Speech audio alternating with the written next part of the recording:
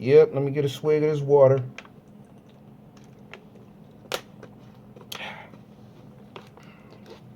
Check it out, man. Hold on. Check it out. We sitting here talking about Cam Newton and the presser. What happened in the presser? 26-year-old young man sitting at the podium after a horrible loss on national TV.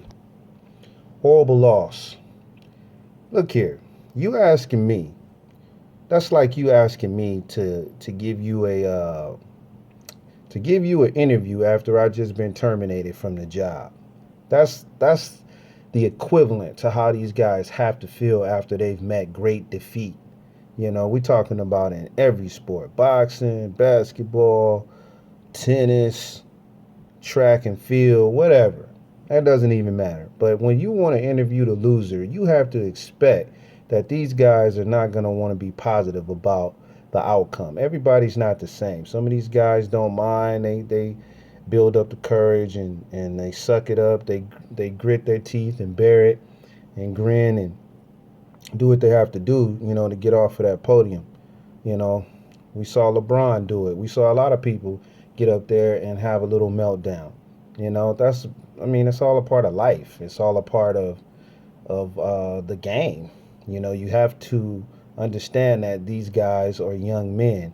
They're not full men up there, almost 40 years old doing interviews. These guys are in their 20s, early 30s, you know, still struggling with dealing with the camera, still, struggling. Some of these guys haven't had that much camera time. And once you put them in front of a camera, they're answering things, funny way, or they're laughing too much, or they're extra negative, or, they don't understand what angle the media is taking. So they don't know how to respond. And some of them don't want to know.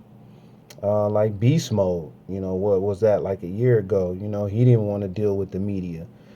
So it's all of these different things that we can dig into and factor in to why somebody will respond the way that Cam Newton did. I like Cam Newton. I'm a Cam Newton fan. I've been watching this guy since the college days. I watched him on the sidelines when he was with the Gators. I'm a Gator fan, and I watched him then and had to watch him go away and dominate at Auburn. I think the guy has some growing up to do, and we all do. If you want to be honest, we all have some areas of our life that need improving. We need to improve somewhere. Some of us can't. We still can't accept constructive criticism. Somebody says something and you immediately on the defensive. You're not gonna hold your tongue and grin, and bear it. You're not gonna do that. You're gonna say something back because you don't feel that whoever's saying whatever they're saying is qualified to tell you that you're in a position to live wrong right now. You're living wrong. You're not doing this right. People that go to church, they don't want to hear conviction. They don't want to be convicted. They want to go to church and hear all of the great things about God and all of the good things about that's what's coming to them and this, that, and the other, but they don't want to hear the negative side of it. They don't want to hear about living in sin and X, Y, and Z. Don't nobody want to hear that. Your parents tell you to get up, take the trash out, how lazy you are, why are you not looking for a job, or why are you not progressing in school as you should, and you ready to lash out at your parents. So we can go on and on and on about this Cam Newton thing, man, but it's just sad that and then you got people that are like really rejoicing in the fact that he was up there the way that he was and happy that he lost the game. Like, okay, I understand in sports, you're very excited that I guess your team won because now all of a sudden we got all of these Bronco fans in the last few years.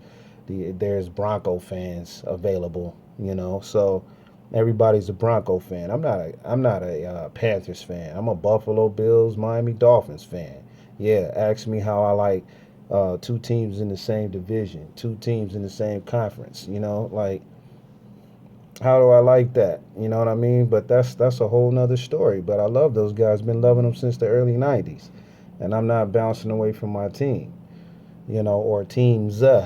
But I mean, it's getting really, really ridiculous, man. You got a whole story set up the next day about Cam Newton's posture and his attitude on the podium.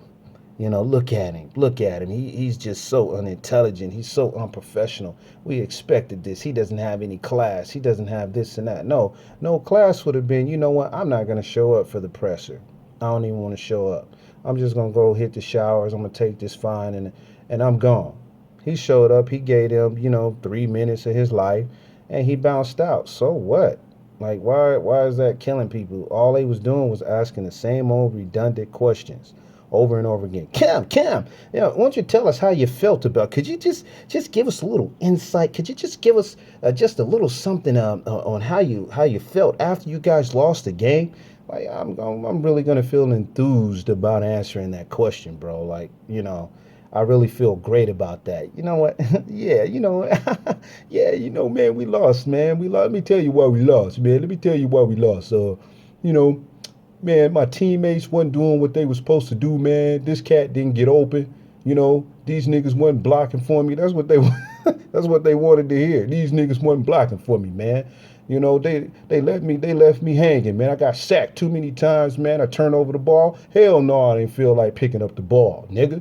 Like, man, shoot, man. I already know that's what they really wanted, but they wanted him to railroad his teammates and throw somebody under the bus. They was looking for that. And he was too smart for it. So before he got up there and derailed his teammates, he walked off. I would have did the same thing because you saw the angle that they were trying to take. You saw it, and they really wanted to get him. They knew they couldn't pull a race card on him, so they just went ahead and tried to dig into, hey, Cam, why do you think you lost? Why don't you tell us a little something? Why don't you give us a little extra, buddy? Why don't you tell us what happened out there? Why didn't you go for the fumble? Why didn't you pick it up? Cam, what happened, bro? What took place out there? Come on, give us a little something. I mean, it's it's it's just becoming real silly, man, in my opinion. Every little thing that he gets up there and does. Now you tell me this, man. Let's just really get to the nitty gritty of things, right? Peyton Manning goes to the Super Bowl and doesn't score a single touchdown. He doesn't score a single touchdown, and they still come out with the victory. I haven't seen that as long as I've been watching the Super Bowl, man. I've seen some bad Super Bowls in my time, but I haven't seen that since I've been watching the Super Bowl. A quarterback that don't score a single touchdown is able to win the game, Why don't you let that rest under your hat for a little while? But uh I that pressure just didn't sit well with me, not because of what Cam. I wish he would have kind of gritted his teeth a little bit and grinned, but I understood his pain, man. I understood what he was going through at that moment, and honestly, I wouldn't have done it like that either. If I would have did it would have been extremely sarcastic. So I don't know, man. Let me know your thoughts. How you guys feel about it? I know it's gonna be some haters, but it is what it is, man. Peace.